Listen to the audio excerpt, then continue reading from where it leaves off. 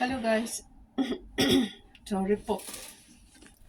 Itong aking hinanda na pagkain ko mamayang lunch. Oh.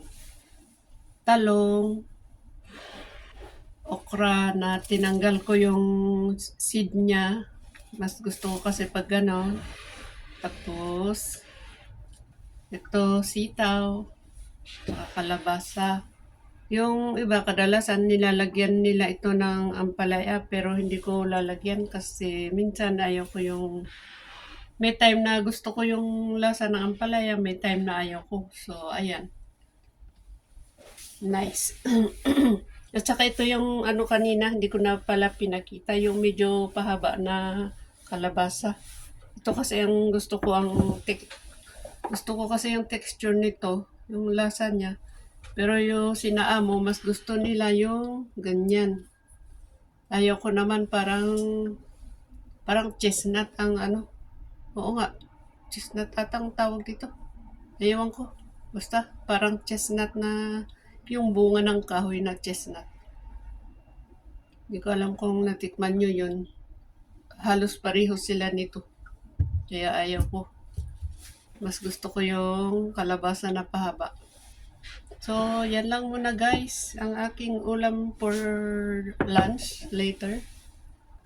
Tsaka may kanya-kanya tayong style ng luto. Ang gagawin ko ngayon dito ay ano lang, igisa ko lang at saka walang halong anything. Walang karne o kung ano-ano pa. Basta igisa ko lang ng konting bawang, konting mantika. Yan lang. At usually nilalagyan nila ito ng mga alamang ata yun, bugoong pero hindi ako maglagay. Minsan allergy ako, minsan okay naman. Pero kumakain ako ng alamang. Minsan kasi hindi maganda sa pakiramdam ko. Minsan okay din naman. Kaya sarap kaya yung alamang. Pero ewan ko. Siguro ganito talagang tumatanda. Minsan may time na allergy. Minsan okay naman. Pero sinaamo, hindi ganito ang way nila na kainin ang Hinahalo ko lang ito yung sa kanila. Hinahalo ko sa ibang ulam nila na hindi ganito ang kahalo niya. Sa lang ako lang sa akin lang to. Thank you so much guys.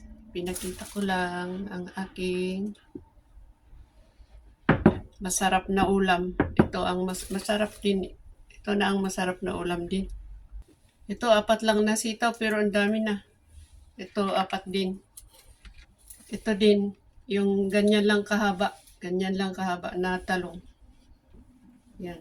Tapos ito dalawang medyo mahaba. Yung ganyang kahaba na kalabasa. Hindi yung as in mahaba na yun. Yan.